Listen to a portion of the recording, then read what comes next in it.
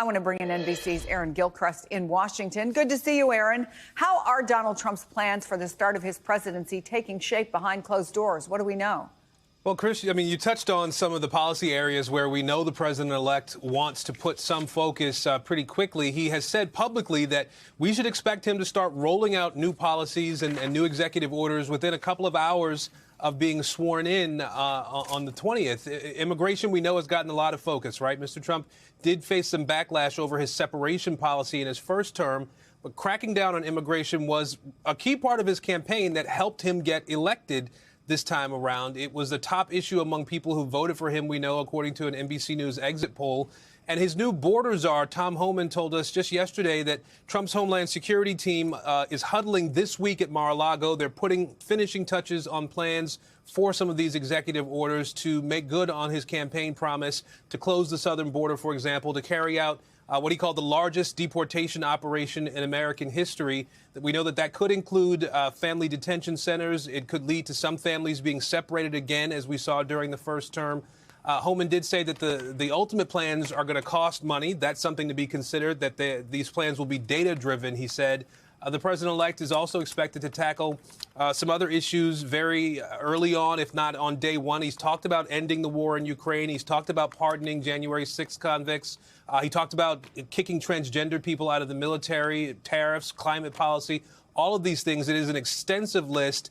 And, Chris, I think between now and January 20th, we'll start to get a sharper picture of what the president-elect's biggest priorities are, just how easy or difficult it may be to take on some of these major actions that he's put on the table right out of the gate. Aaron Gilchrist, thank you for that. Joining me now, former Florida Republican Congressman David Jolly, who is also an MSNBC political analyst. April Ryan is White House correspondent and Washington bureau chief for The Grio. Tia Mitchell is Washington bureau chief for the Atlanta Journal-Constitution. Great to have all of you here. Okay, April, I think it's been a bit since you and I talked, but we saw each other not so long ago. We were talking a little bit about this then. But now, dozens of times, we just put it in a graphic, Donald Trump has promised to deal with this or that on day one. So what does your reporting tell you about where exactly he's prioritizing? Where is his focus? His focus, one, is all over the place. Just remember when he was president the first time, he overturned a lot of executive orders from then President Barack Obama. He's going to do the same in this moment with this time Joe Biden. But 2 or 3 issues really stand out to me. Closing the border, okay, making sure the southern border is closed, and then also starting to cut inflation. That's a contradiction, because once you cut the southern border, there's a balance in the economy, as I've said before, and many economists have said, there's a balance in the economy to have migrant workers here in this country. So how do you stave off inflation by shutting out migrant workers? That's something I would like to see worked out. And then the next piece, revoking DEI. Now, any education system in this country or anything that has federal funds that is promoting and endorsing DEI, diversity, equity, and inclusion, the president plans to revoke federal dollars. What is that saying?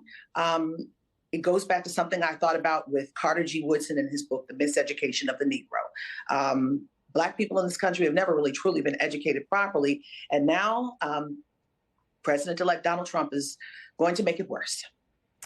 So, Congressman, Axios described all of this, and I think, April just summarized some of it really well. They call it an early shock and awe campaign to lay the foundation for his ambitious second term. You see day one, do you think, as more about changing policy, a PR event to generate headlines? Will it be both? What are you looking for on January 20th?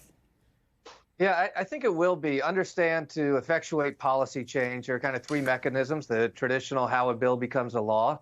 That can't happen on day one. Regulatory rulemaking, where an administration exclusively issues and proclamates rules, that can't happen on day one. So what can happen by executive order or executive action? And you do see every president who has come in recent times with a list of executive actions, in part to kind of set the theme of their administration, but also effectuate real change. So from Aaron's reporting to April's comments, what could he do by executive action? He could revisit the stay in Mexico policy and do some things around the border. He could certainly shut down DEI. He will probably cancel some of the union requirements when it comes to federal contracts. There will be some areas where he can really lean in. He could do tariffs on day one as well. You can do that by executive proclamation. So I think they are lined up. They have a lot of these drafted. He will do it to make a statement about the new direction of the country. But what I'm really looking for, Chris, is does he either in his inaugural speech or on day one through some type of executive direction revisit what he has promised, which is to prosecute his enemies?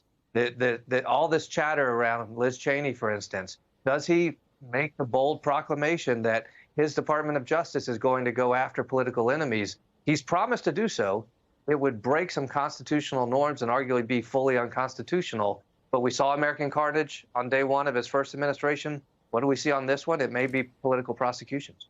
So, Tia, you operate in a state that Donald Trump flipped, right? And so you're a good person to talk about the folks out there who made a very conscious decision that he was going to make life better for them economically and otherwise. The conventional wisdom, I think, has been that Trump kind of now in a second term will understand more about how Washington works and he'll be more aggressive from the get-go. Is that what folks who voted for him are looking for? Do you think that he does understand better now than he did in his first term how to get things done?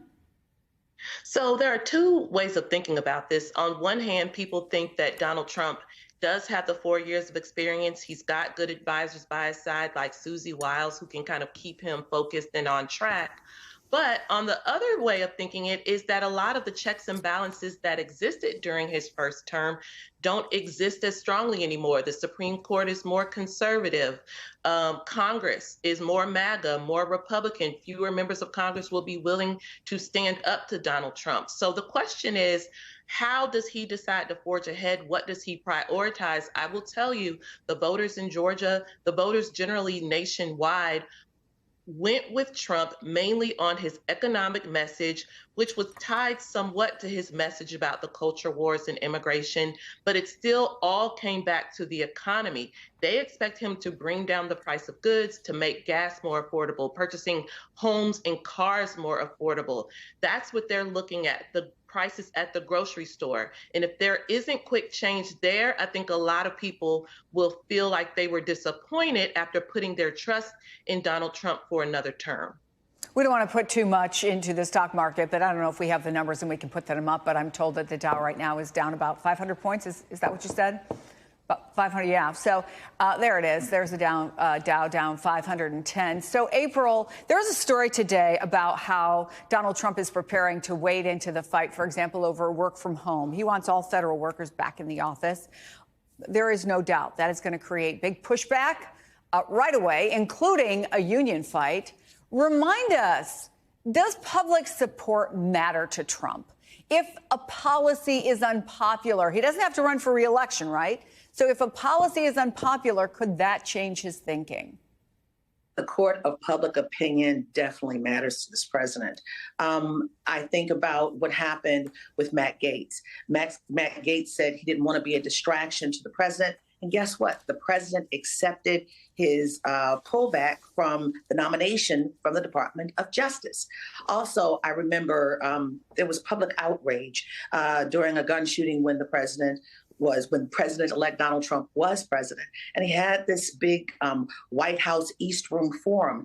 And then he was talking about, I want to do this. He sounded more like he was pro-gun gun legislation than he was pro-NRA. And then I guess after that, the NRA talked to him because he was listening to the chorus of America, seeing kids get shot. And then he listened to the NRA and he changed his tune.